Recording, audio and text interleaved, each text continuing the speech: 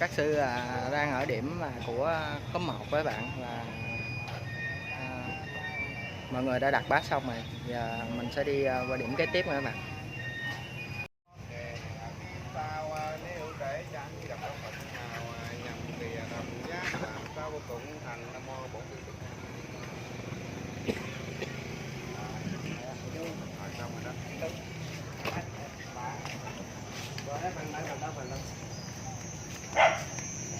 Cái ông gọi cúng dường 200 cho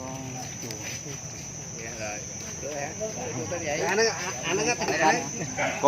Con dậy 5 lá.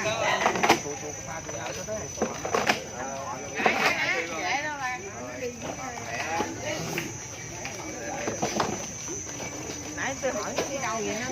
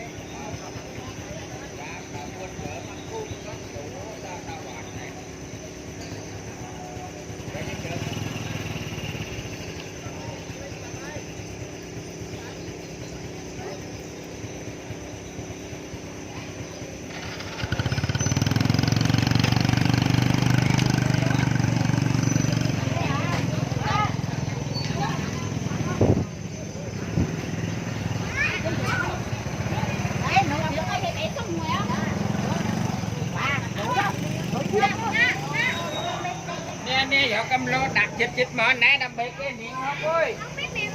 đang hốc mày nhân hốc này mà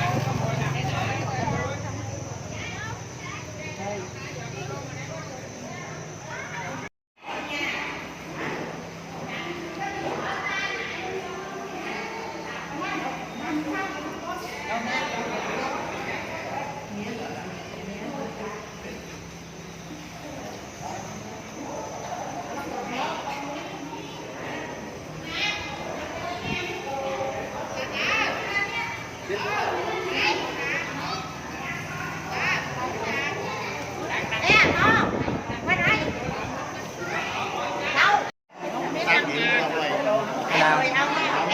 bắt giữ con đâu có đi qua được. Một ông một người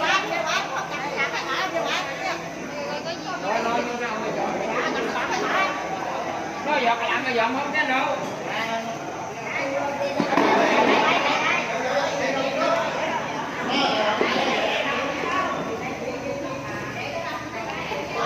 Giờ đang ở điểm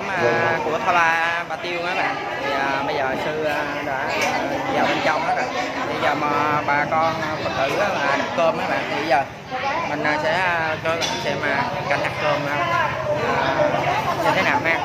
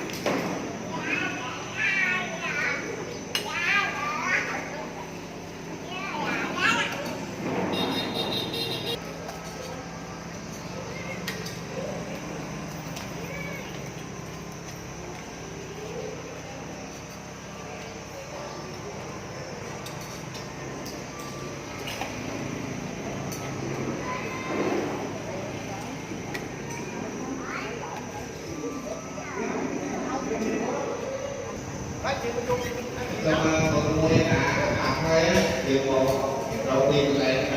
ada duit tapi kan pakai bersama roti buah takkan kamu ya tuh ya dalam kedua ya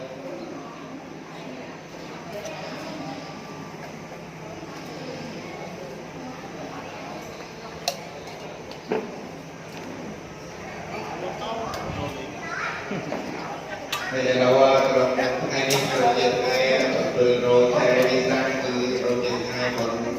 thì nó sẽ có bạn có và bạn thì làm một rồi bây giờ đi đi vài bạn rồi mình chỉ đi hai đi bạn có tô vừa rồi chơi này là rồi vừa rồi đầu tiên gọi đây là bạn hai đi tô rồi chơi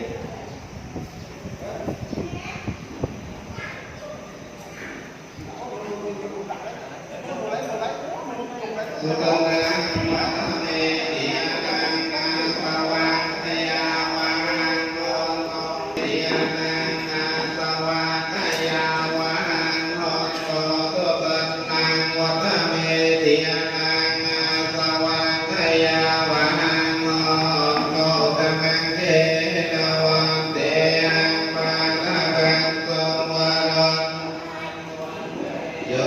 để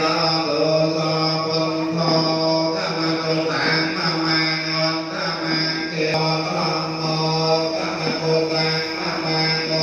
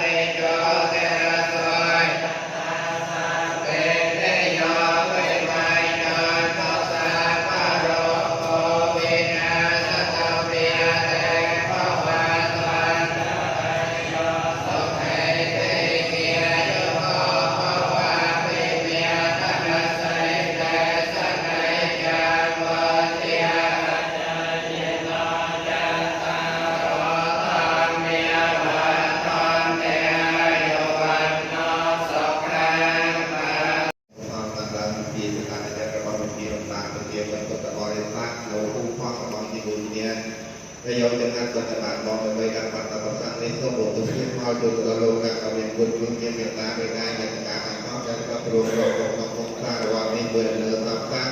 และจิตเราในเรียนใดในเรียนผิวเรียนใดก็ยกกำลังลงเรงออันโมเป็นเนียบาคณะโมเป็นเนียวันท้ายต้องประมิตรจะประจักษ์ต้องเอาประดับตั้งแต่ยาบาลังเปียกีพระวันโตเตเยตังก็ตังสุวิติตังเต้นนางปอยยาบาลังไม่เยเยจตาตุนเจียนนเตเตเวียกันตัวในเวทยงมเยสาตาจีวันตาหาระเหตุกรรมโดยยังโพจนังสาเปละพันก็มาเจตสาเตสาธุคือบอกก็จะตักบาตรก็ให้นี้ถึงจับแต่คะแนนที่เข้าไปเด็กอากันเลยนี่นะยกหลังกันเลย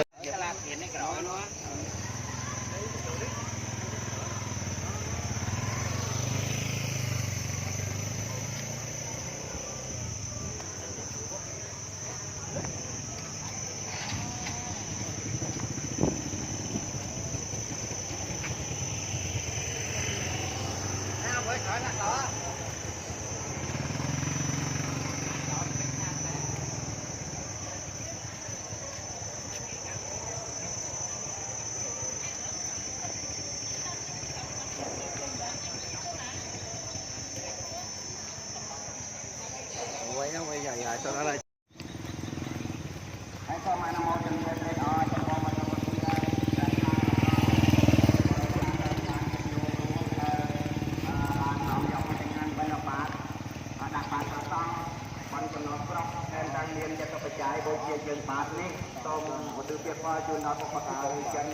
Chị đông chị ta như thế cả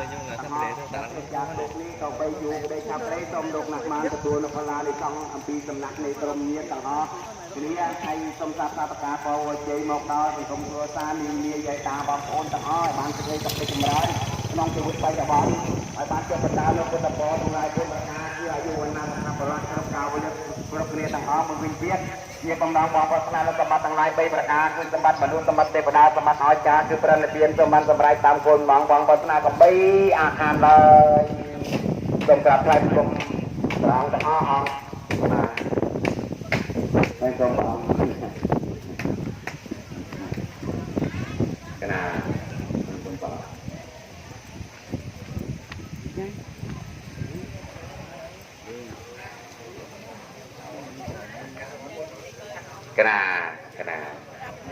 ขนาดthành công bằng ông chia sẻ bắnสำหรับกดบริษัท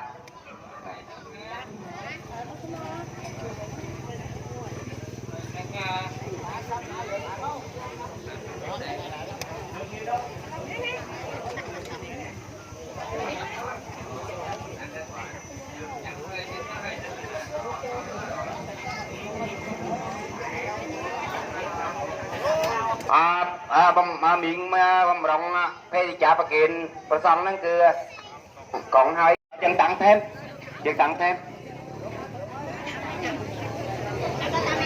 thật là thêm công bằng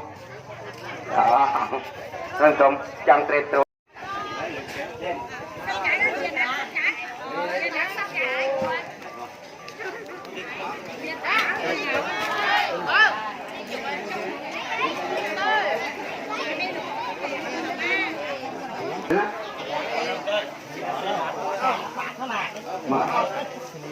được đấy. Ô, gì mà đợi được đấy. Có tầm lạc quả đó. Có tầm lạc quả đó. Lạc quả đó chị bò, chị bả cái tầm lạc quả đó. Rồi,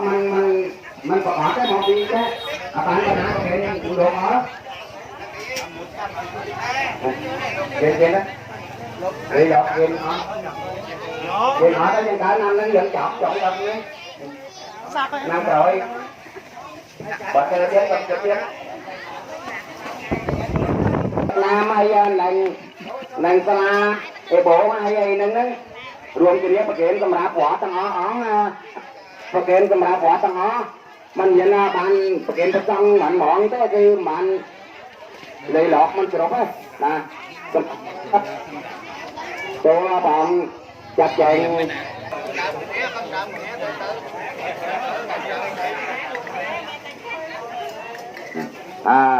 ก็chàoประเคนตามกระโดยê nè chào ly do chuột bắt miếng chuối đèn sợi nè đèn sợi nã nè được bàn muối nè đèn sợi bên xiêm chúng ấy cái cây băng nã nhom vợ cho xong là ai sa tô som nam mô tần niệm trek ọp rồi lục nộp sa tập thiê chả thla rồi bỏ dạy ta nhiệt nhôm bằng phun sân đan nhiệt tăng quay giờ vật thi tăng trang chè ria tăng in prakru chào tất cả prakru phù so prau tê cha thom nhiệt cha karana chia sẻ bon công này kêu công trên nơi dương cái nòng tháng ngày phẩm bự rồi khe bị sát ní xôm một cuộc tiêu đá lúc anh hai xôm sắp sao tất cả phô chi một nơi mía dày ta bao phun tăng o tăng cha tăng cầm ngày ban sẽ cây sọc để chầm rán cái nòng chịu phải cho bon ban choประการโลภตโกทั้งหลายบนประการคืออายุวันนะสุขภาพกระกาเรียกเรียกตั้งอ้อมเหยียบบำนองของผลนั้นสมบัติทั้งหลายนะกระทบมันกำไรตามคนมองของปรัชญากำใบอาคารเลยเกี่ยวกับแท้การสมบัติทั้งหลายเป็นประการคือสมบัติมนุษย์โดยตอนพระเจ้าเมตรัยเตรโพติสัตสมบัติเทพดาตอนพระองค์สมุทเทียนสดับทอเทศนายายtạo ra cho mà nó nữa bác nhớ mới sa thu cho một cuộc đời hạ tạm ngôi chân chặt hoa lục sắp sa cả phôi chơi một đời nhưng lực lấy dương đây nhưng sa sắp chia cho hoa nòng lôi một ngàn con ngọc má tôi chưa phải xong trắc tan cần lòng sắp sửa sa na cầu ca lý cứ dòng lục mặt tầng ó ban tầng lại tam cồn mong còn phát ra như những luôn còn mấy ác hai lối cho mà nó ta đi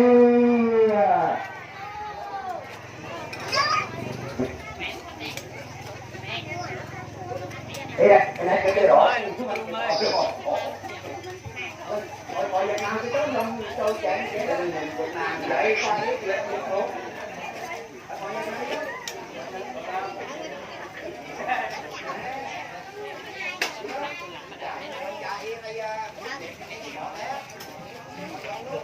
hôm nay Nam mô Bổn Sư Thích Ca Mâu Ni Phật. Hôm nay là ngày lễ Đặt Bát,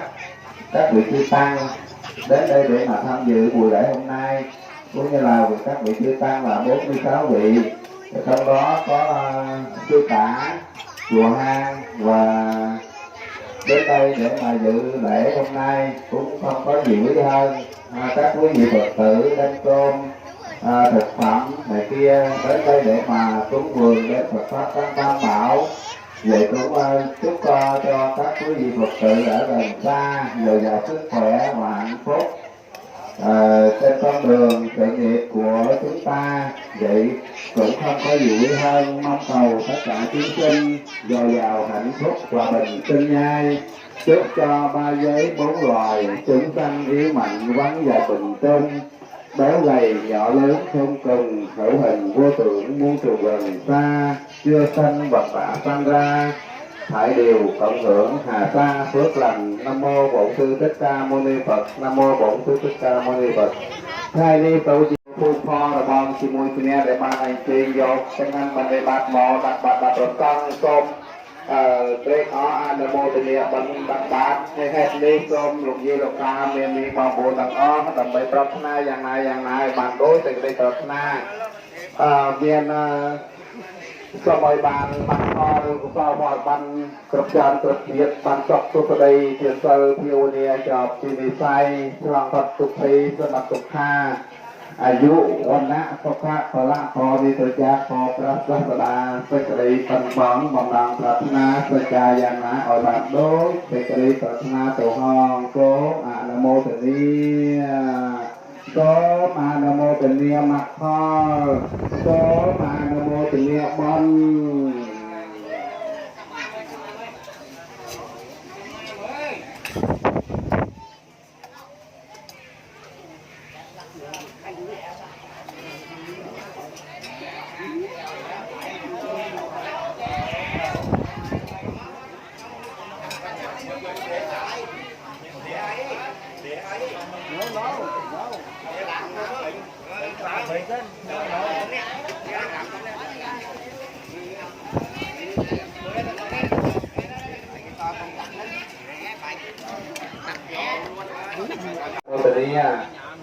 ទាំងអស់គ្នាយើងដាក់បាតហ្នឹងមួយឆ្នាំបានដាក់ម្ដងហើយដាក់បាតទៅប្រាថ្នាទៅយ៉ាងណាមានសេចក្តីប្រាថ្នាគ្រប់ប្រាថ្នាយ៉ាងណាបានដូចសេចក្តីប្រាថ្នាមានពុទ្ធពរទាំងឡាយ4ប្រការគឺអាយុវណ្ណៈសុខៈបលៈជាទីបំផុតមានសម្បត្តិទាំង3សម្បត្តិប្រតិសម្បត្តិជួរសម្បត្តិរនិទី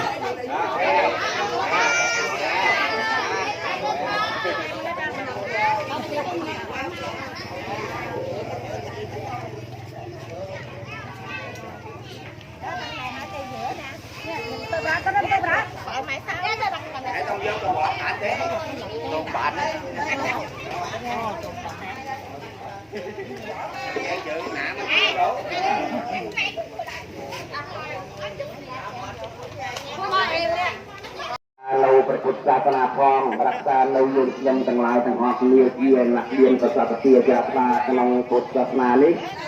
โดมบานเราจะได้จบโดยจำรานกระปุกรูปกระกายต่างหอกให้หนึ่งยกหน้ากำลังกองพัฒนาเราสมบัติไอนาลิมวยก็โดมบานสมรายตามกองพัฒนาเราปรมเยียบปรมบีอาคารเลย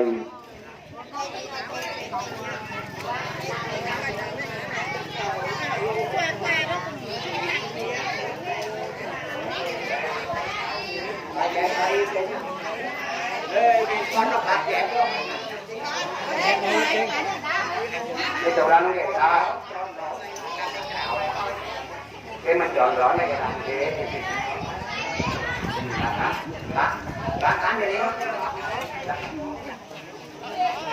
đặt tỏ bên mình đặt tỏ bên mình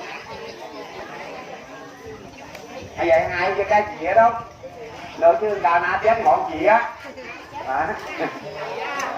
chị ở đó chuyện họ thì vậy đó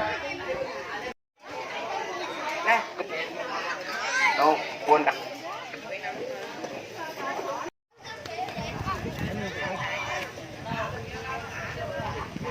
ai mà đoàn kia nhâm tôm chuồn nằm đứng ra dạy tam dạy miên dạy miền tây thiên anh chơi tàu vọt riệp chẳng hạn bán đó riệp tập bọt bán anh chơi tàu và xâm họp luôn tôi chơi cái gì đâu thì nông bị buôn làm nạt đi đưa co bán chợ ấn cá lò đấy và